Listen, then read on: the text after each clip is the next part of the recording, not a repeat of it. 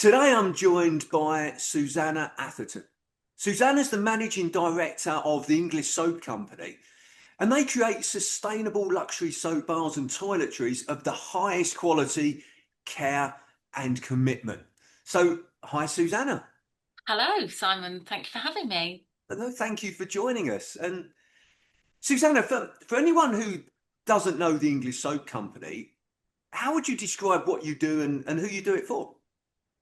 So we are a company that has grown massively. We started 25 years ago, Mm. and we make soap, hand cream, body oil, EDTs, foaming hand wash, normal hand wash, sanitizers for all. So we do quite a lot of white label as well.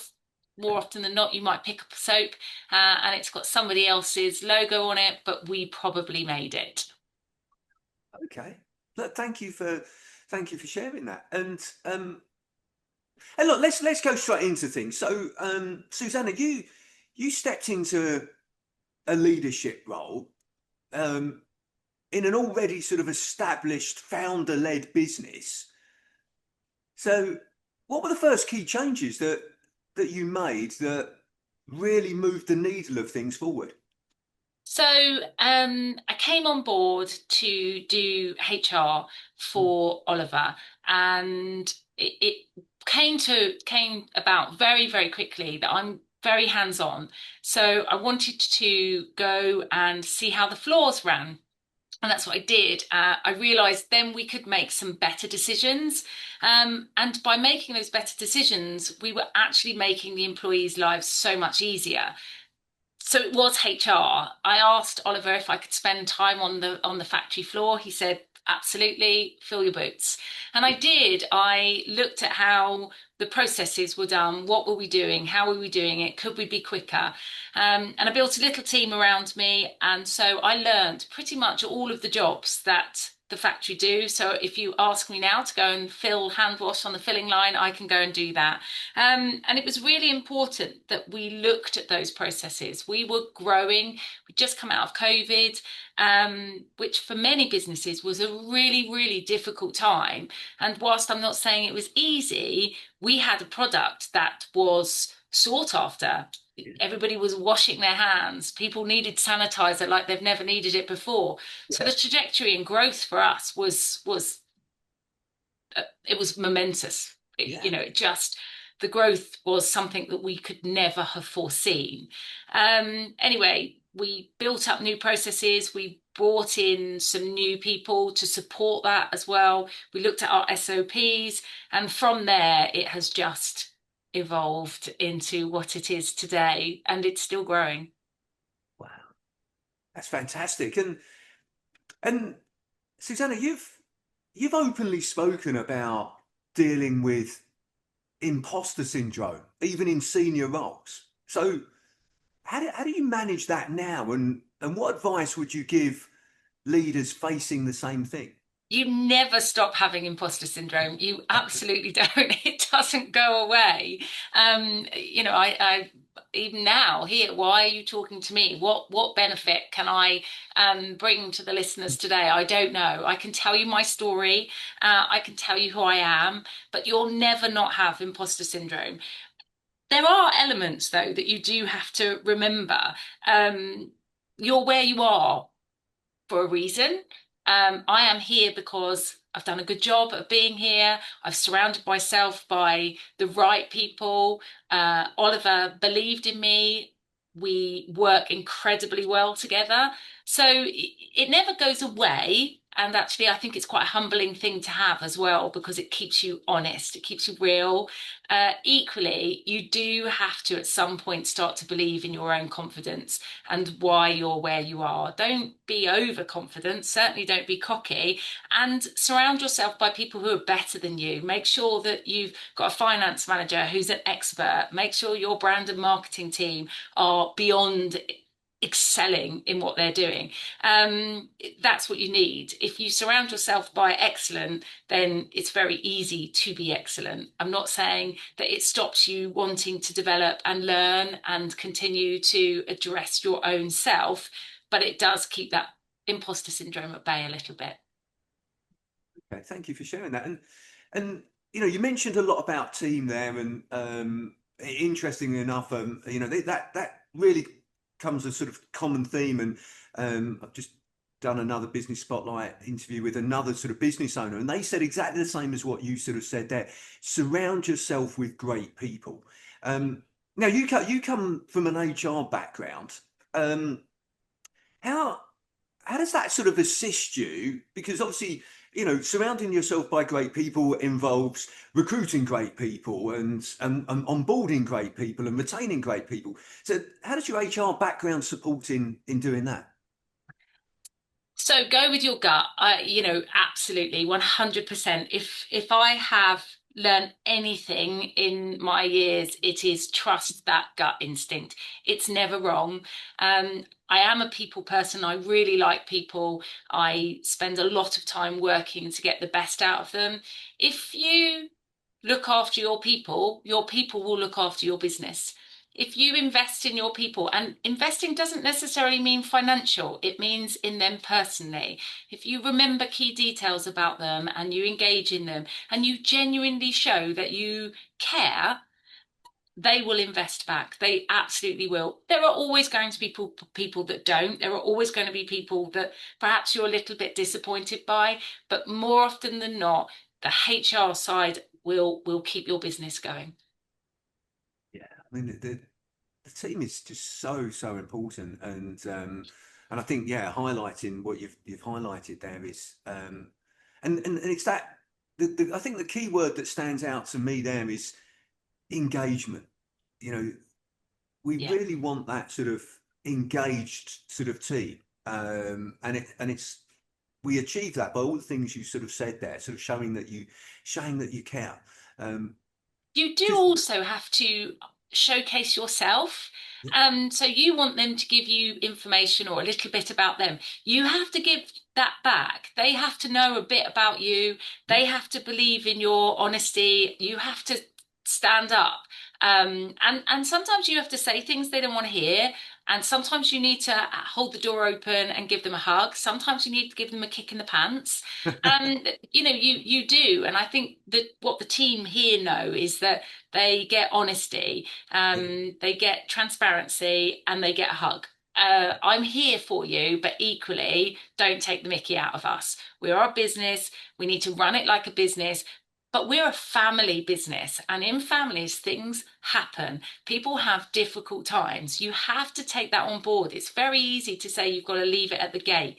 You cannot leave it at the gate when you come in, when something is so fundamentally important to you. If we as leaders do not showcase to our team that we understand and that we're empathetic towards it, then why are they going to give anything to us? They're not.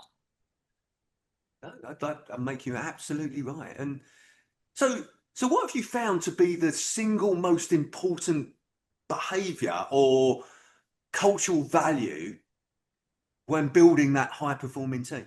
Honesty. Honestly, okay. 100% honesty. You need to have those conversations that sometimes are difficult. You need to be transparent.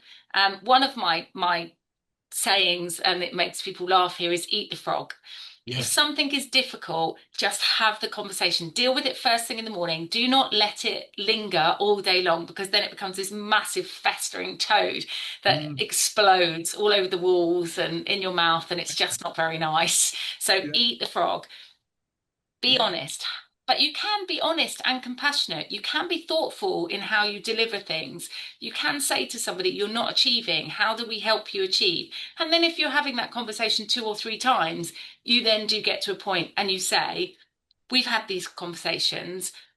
This clearly isn't for you. What is for you? How can we help you move to what is your goal, your aspirations? And so you part perhaps on good terms. You try not to part on bad terms, but you've got to be honest.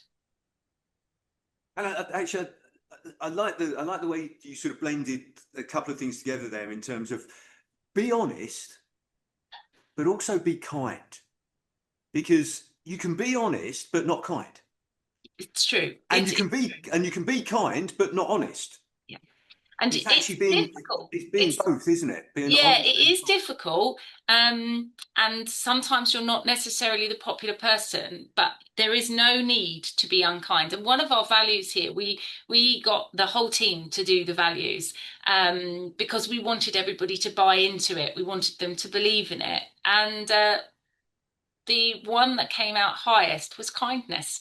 And it was really important to not just the team, but the SMT and myself, Oliver, and Elsa. Kindness is fundamentally the what runs through our veins as a business. Be yeah, kind. yeah. No, thank you. Look, thanks for sharing that. Yeah, brilliant, brilliant tip there. And so, how do you balance innovation and new product development with protecting the core business? You know, especially in a competitive sort of consumer goods market. How do you do that? So we've got a really great team. We do a lot in-house. We keep a lot in-house. We do a lot of research, but we are constantly looking at what's coming out in the market. What are our competitors doing?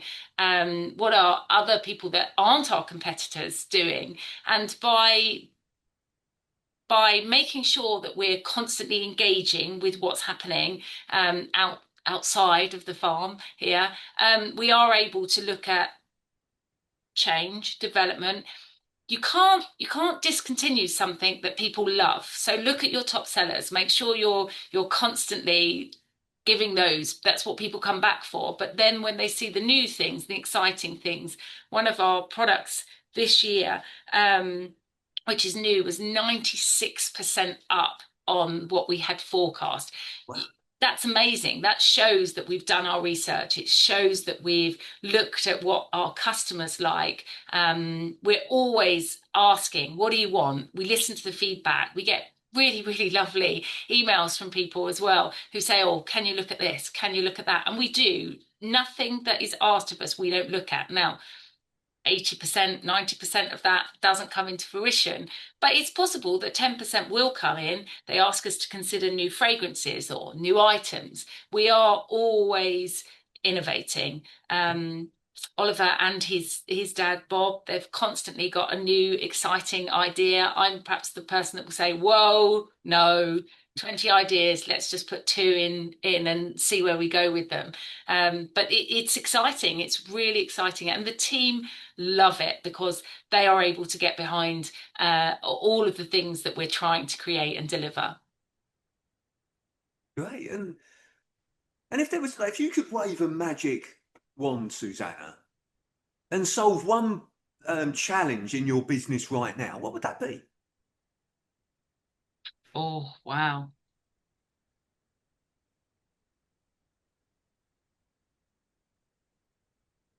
Gosh, you've really caught me out there. Okay, yeah, no, what would we would definitely look at how we can go to the next level with ensuring that we've got a good amount of capital. Yeah, We've got that money that we can keep investing, but equally, we've got the skill set, the right skill set for us to evolve to the next level. You're constantly having to look at the challenges that are set to you, the outside world as well. We ship to 57 countries worldwide. That's wow, massive for us. And you yeah, have no idea who's going to place a tariff on something next. You can't get things in and out of marketplaces. So if we could wave a wand, I think we would wave it whereby we would have transparency in terms of shipping. We would yeah, have transparency with the documentation that's needed to be able to do it. We would make getting things out of this business easier yeah, yeah. Okay, yeah, I can because imagine. every country needs a different piece of paper. Yeah, We've gone from Mokra to Prop 65 over in yeah, California. So there's constantly Germany, France, they all need different inkies, different pieces of information on the back of the soap. So yeah, I would just wave that away. I would wave the bureaucratic nonsense away. That's what I would do. wow, yeah. I can imagine that's a big one. That's a big It's one. really, really hard, and you have to spend a lot of time. And the paperwork to ship things out is immense. Yeah. It's immense. Yeah. And I think that thing that you sort of said, earlier as well, that led into that was that growth, but that sustainable sort of continuous growth. You mentioned there about, yeah, growing, but making sure you've got the right skill set, the right people, the right Yeah. capital, those sort of things. So, and I think that's a challenge sort of facing a lot of business owners nowadays, of making sure they grow, but in a sustainable sort of continuous way. It's really important. It's what the customer wants. It's what we want.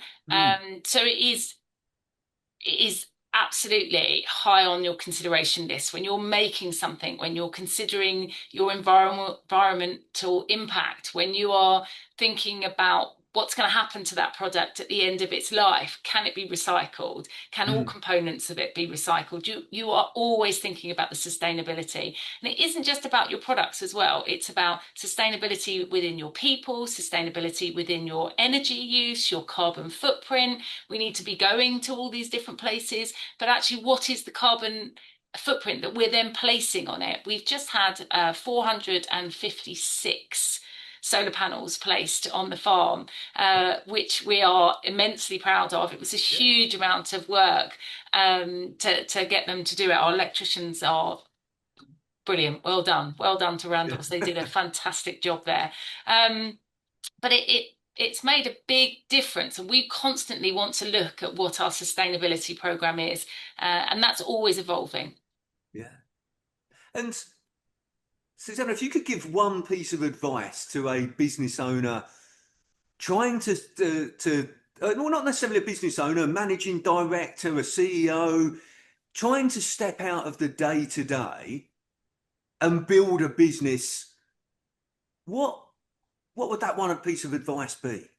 Surround yourself by the right people. Mm, You'll be able to work on your business if you know that in each department you have got somebody who is strong, who knows their people, who knows their marketplace, their area, their speciality, but make sure that those are the right people. And if you can do that, it allows you to come out of the sticky weeds, dealing with the day-to-day stuff, and you can work on the business.